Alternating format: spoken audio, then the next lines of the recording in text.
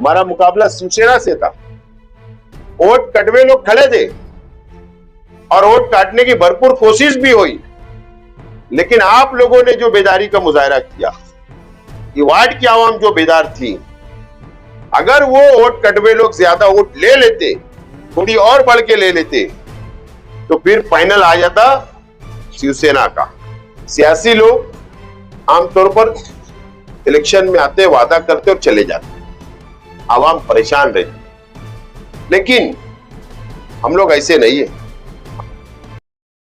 राजनीति, आंदोलन, किसान, करप्शन, गरीबी, इन सभी मुद्दों पर आवाज उठाएगा अब तक न्यूज इंडिया। सत्ता के आगे जब भी सवाल कमजोर पड़ने लग जाए तो सवाल उठाने पड़ते हैं। बोल के लफ्ज आजाद है तेरे, बोल के सच जिंदा है अब तक।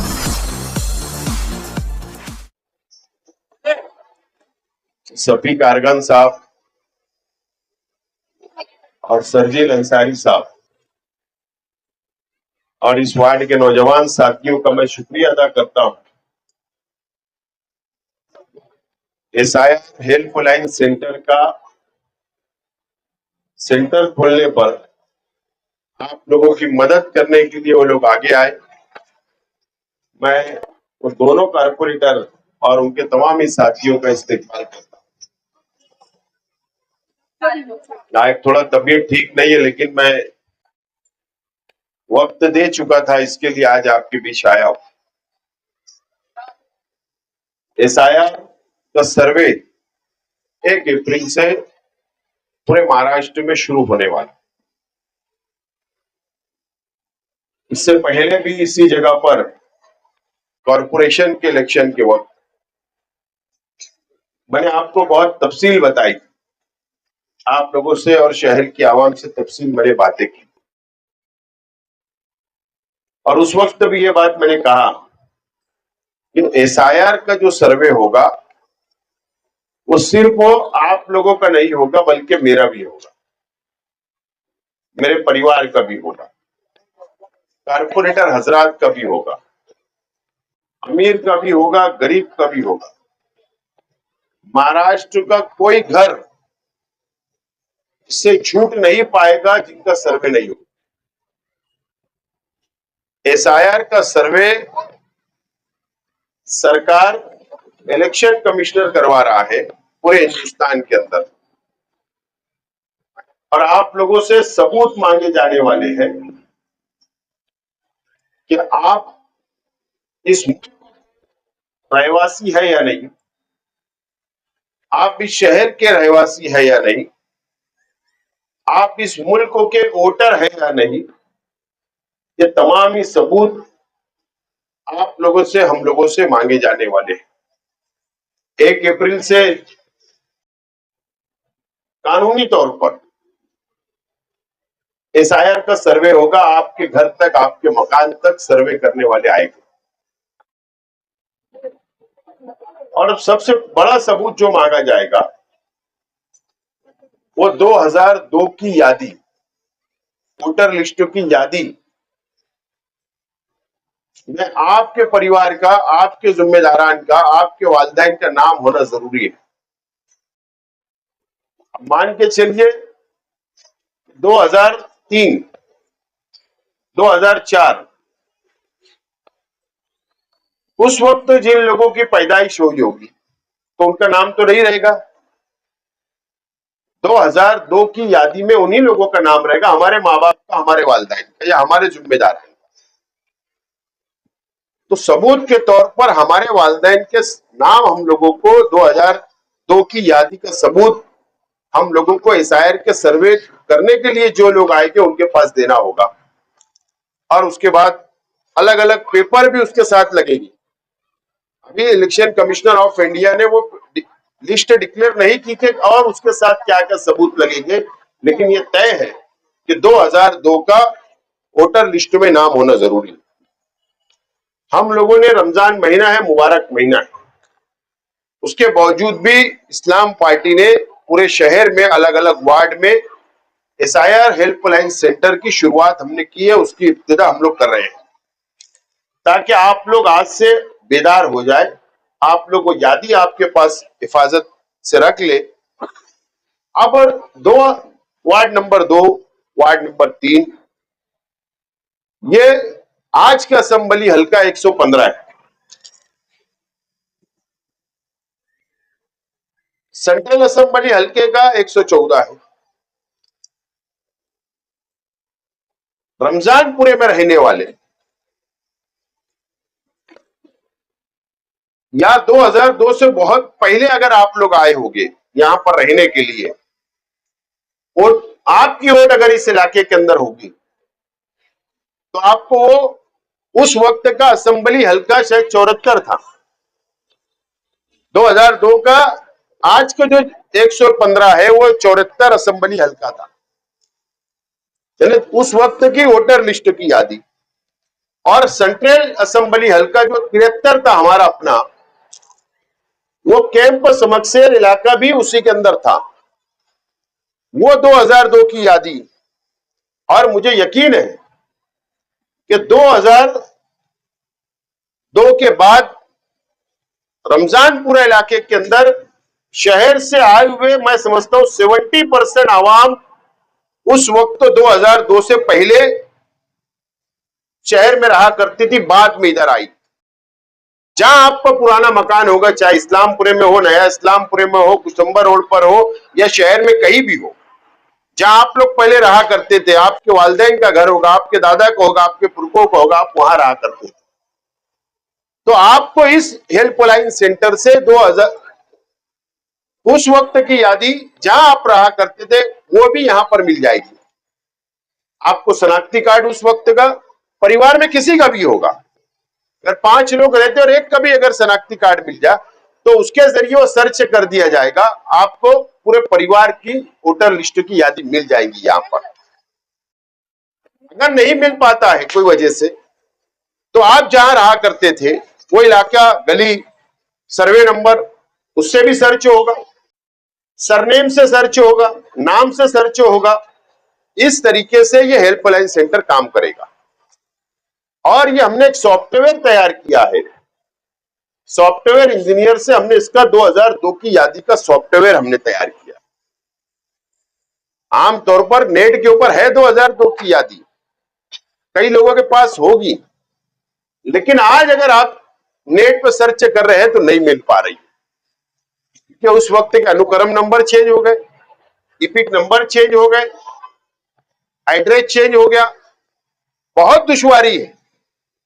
और इसके लिए ये जो हमने सॉफ्टवेयर बनाया, अब इसके अंदर आसानी हो रही है। और जहां जहां भी हम लोगों ने शहर में अलग अलग इलाकों के अंदर हेल्पलाइन सेंटर शुरू किया, तो अल्लाह का करम है कि वहां रोजाना 100-150 वोटर लिस्ट के वहां से प्रिंट निकल रही है, नाम मिल जा रहे हैं। अब हमारे पास वक्त कम है,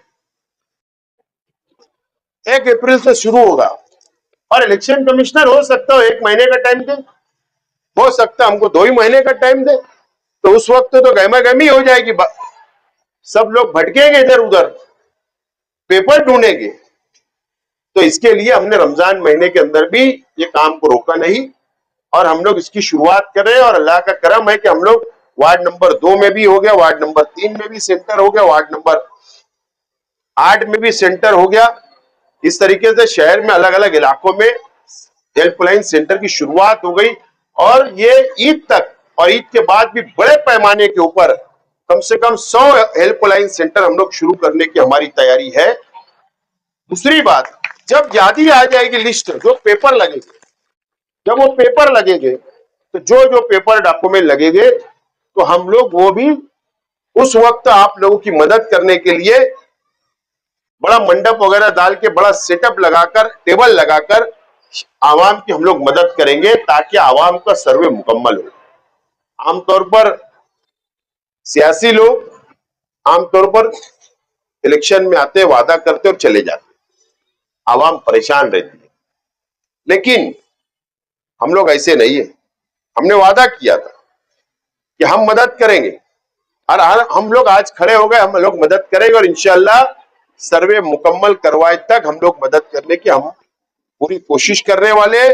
उसके अंदर कोई पार्टीबाजी नहीं हम लोग करने वाले, कोई पार्टी का हो, कोई भी लीडर को मानने वाला हो, हम लोग तमाम ही लोगों की भरपूर मदद करेंगे। ये फैसला इस्लाम पार्टी ने किया है और इसीलिए आज यहाँ पर सेंटर का इफ्तिताह अमल में आ रहा है। मैं यहाँ पर आया तो पीछे गर्दी लगी हुई थी। मैंने पूछा इमरान से कि क्या बात है। उन्होंने कहा अगर पानी की दुश्वारी है, गंदा पानी आ रहा है, पानी सही टाइम पर नहीं आ रहा है, स्ट्रीट लाइट का मसला है, ये वार्ड के अवामी काम के मसाइल है, इसके लिए बहुत ज्यादा शोर मचा हुआ है।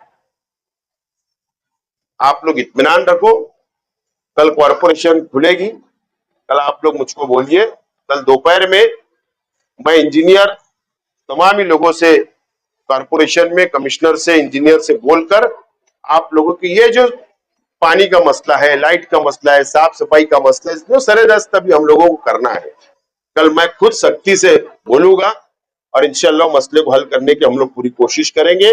आप इसे वार्ड के आवाम इत्मीनान।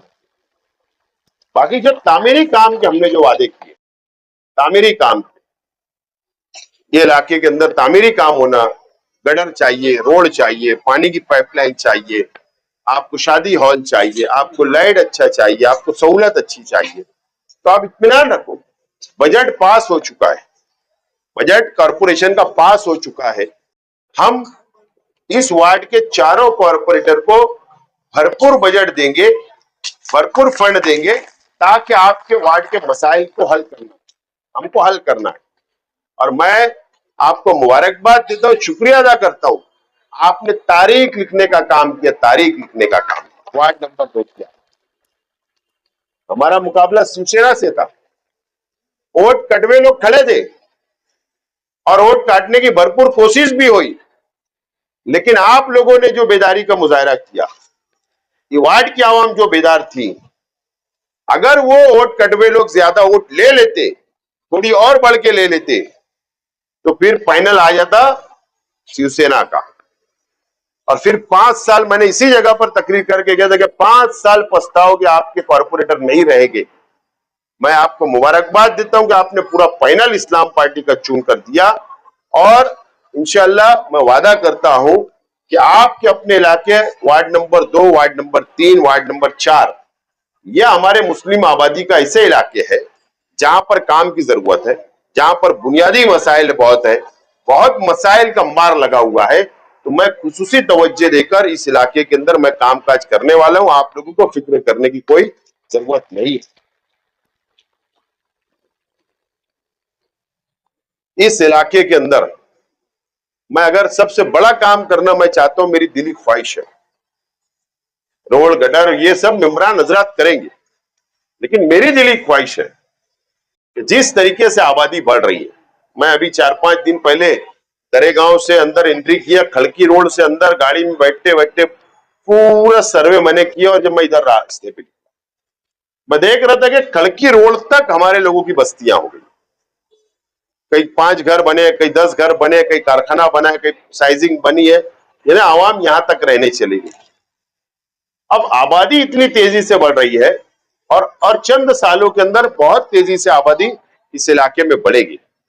अब मैं कल रात कब्रिस्तान गया था, आयशा नगर कब्रिस्तान, तो मैं वहां जायजा लिया और यही फिक्र थी कि कब्रिस्तान अब छोटा होगा, कुछ सालों के अंदर छोटा पड़ जाने वाला है, फिर कहां जाएंगे। यह फिक्र कि वार्ड नंबर 2 या वार्ड नंबर 3 के बीच में रमजानपुरा इलाके के अंदर एक बड़ा कब्रिस्तान होना जरूरी रहेगा। आइंदा के लिए इस इलाके की आबादी जिस तरीके से तेजी से बढ़ रही है, इसके लिए हम लोग अभी डेवलपमेंट प्लान की तैयारी चल रही है, उस पर मेरी खुसूसी नजर है। कम से कम 25-50 एकड़ जमीन का बड़ा एक कब्रिस्तान हमको इस इलाके के अंदर जरूरी होगा आइंदा के लिए। आमतौर पर सियासी लोग इसके ऊपर तवज्जो नहीं दे पाते, लेकिन हमारी अपनी जिम्मेदारी होती है कि मुस्तकबिल में आवाम को क्या तकालीफ है, क्या मुसीबत होने वाली है, क्या परेशानी आ सकती है, क्या जरूरत है, उसके ऊपर नजर रखना असल में सियासी लोग की जिम्मेदारी होती है, और मेरी नजर है। और इंशाअल्लाह इस इलाके के अंदर हम लोग अच्छे और बेहतरीन ढंग से काम करने की कोशिश करेंगे।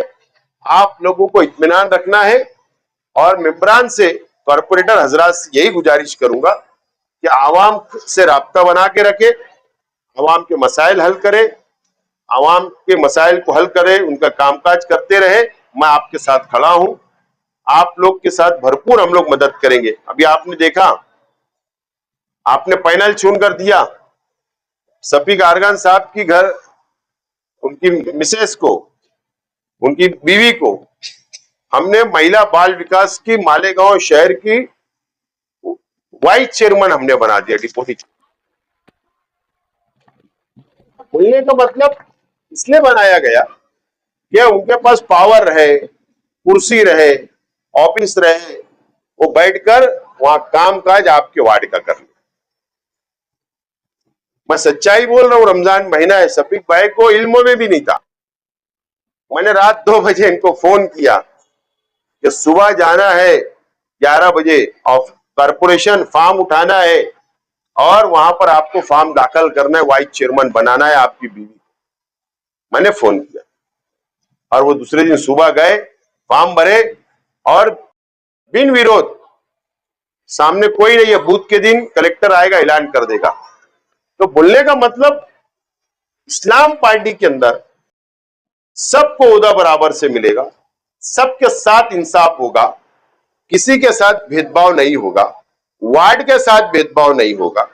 आइंदा भी कई ओहदे शहर के अंदर अलग अलग वार्ड में मिलने वाले हैं और मैं मेरी मौजूदगी में, मेरी निगरानी के अंदर, कॉर्पोरेशन के अंदर अच्छे ढंग से हम लोग काम करेंगे। आप लोग इत्मीनान रखो। लेकिन मैं खास तौर पर चाहता, एक हेल्पलाइन सेंटर से कुछ नहीं होगा। जब्बार भाई अलग खोले, सरजील भाई अलग खोले, अलग अलग इलाके में। मैं करण चौहान को भी बोला कि तू भी एक खोल, क्योंकि रमजानपुरा इलाका एक ऐसी बस्ती है, वार्ड नंबर 2 और 3 ऐसी बस्ती है जो शहर से पहले शहर में रहा करते थे, इधर रहने आए हैं। जो हजार खोली में रहता है उनको तो तुरंत मिल जाएगा, उनको तकलीफ नहीं होगी। लेकिन जो पहले वहां रहा करते थे, अब यहां आ गए, उनको ज्यादा तकलीफ होगी। तो आपकी मदद करना बहुत जरूरी है। आप लोग भी बेदार है और आप लोगों को फिक्र करने की जरूरत नहीं। आप लोग घर का एक लड़का जिम्मेदार को किसी को सौंप दे ये काम, पूरे घर के पेपर यादी वगैरह निकाल के अपना तैयार रखे। जब सर्वे वाले आएंगे, जब सर्वे करके आएंगे, उनको पेपर दो, अपना सर्वे मुकम्मल करवाओ। ये बात अगर बाजू वाले को बोल के रखो कि अगर बीएलओ आकर गया, सर्वे करने वाला कोई ऑफिसर आया, आपका घर बंद है, तो बाजू वाले को बोलो कि यार अगर हमारा घर बंद रहेगा तो उसका नंबर वगैरह लो, उसको वापस बुलाओ, वापस सर्वे कराओ। ये कराना जरूरी है। इसलिए जरूरी है कि फिरका परस्त ताकतें मालेगांव शहर को निशाना बनाने वाली है, बना रही है और बनाएगी। सर्वे हमारा मुकम्मल नहीं होगा, यादी में हमारा नाम नहीं आएगा, वो सर्वे की यादी में नाम नहीं आएगा। नाम अगर कट हो गया पूरे एसआईआर के सर्वे के अंदर, तो महाराष्ट्र में कई लाख लोगों के नाम कटेंगे और मालेगांव और मुसलमानों की बस्तियां जहां जिस शहर है, वहां पर ये लोग फिर यही हम पर इल्जाम लाएंगे कि ये लोग ने सबूत पेश नहीं कर पाए, सबूत नहीं दे पाए।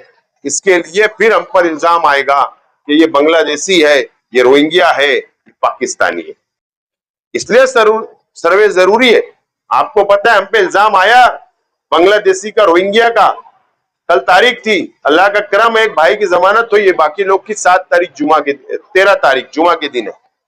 तो हम लोग तो लड़ाई लड़ रहे, माइनॉरिटी डिफेंस कमेटी, हम लोग लड़ाई लड़ रहे आज भी।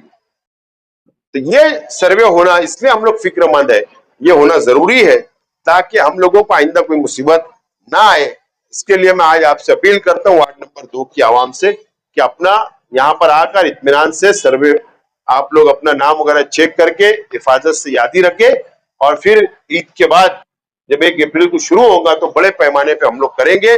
मैं आज आया, आपका शुक्रिया अदा करने का मौका मिला कि आपने पूरा पैनल चुन कर दिया और तारीख आपने लिखने का काम किया है। और इंशाल्लाह इसी तरीके से अगर आप बेदार रहे, देख लीजिए, आप, मैं आज बोल रहा हूं, जो लोग वोट कटवा थे, उनके लीडर भी नहीं आएंगे तुम्हारी मदद। सिर्फ वोट मांगने आए, तकरीर करने आए, बस हो गया। माल तो उधर से आया था, इलेक्शन लड़ने, ये आएंगे नहीं बस। ऐसे वक्तों पे कौन तुम्हारा साथ दे रहा है, ऐसे वक्तों में कौन मुसीबत में खड़ा है, कौन आपकी मदद करे, ये बहुत जरूरी है। ये लड़ाई कोई सियासी लीडरान के बीच में नहीं है, हमारी ये लड़ाई सीधा सीधा फिरका परस्त ताकतों के खिलाफ है। ये बात आपको समझना है और हमको इत्तेहाद का मुजाहरा करना है। इत्तेहाद और इत्तेफाक के साथ हम लोगों को एक दूसरे की मदद करते हुए ये काम को आगे बढ़ाना है। मैं आपको बहुत बहुत शुक्रिया अदा करता हूं, कारपोरेटर हजरात को मुबारकबाद देता हूं और ये अपील करता हूं कि आप इसका टाइम फिक्स करिए कि आप अभी रमजान है तो जोहर से असर या तरावीवाद से 2 बजे 3 बजे तक, और फिर ईद बाद सुबह से 10-11 बजे से रात तक, देर रात तक वो काम को आगे सिलसिला जारी रखे। और कोई भी तकालीफ आएगी तो हम लोग आपके साथ साना बसाना खड़े रहेगी पार्टी। मैं इतना ही बोलते हुए मेरी बात को खत्म करता हूँ। शुक्रिया।